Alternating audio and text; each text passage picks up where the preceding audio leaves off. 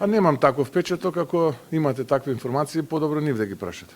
Па дадов јас одговор на тоа прашање дека нема да има нови ресори. Ама не знам дали ме слушате, еве трет пат ќе повторам, нема да има нови ресори. А не ви викаме, ви веруваме за нови ресори, плюс едно име ќе има владата, да речеме, плюс еден човек. Добра, ајде ќе бидам попрецизен, нема да има плюс уште еден човек. Еден исто ќе биде и вице-премиер и министар за животна и среда. И министер за нешто. По-старо, така? И министер за нешто. Добре. Многу интерн шегобиец, се изнасмеавме ние во студиото. Затоа два пати пуштивме, каква шега. Министер за нешто. Па да, ти имаш министри за нешто. Например, што направил, не знам, Божонката.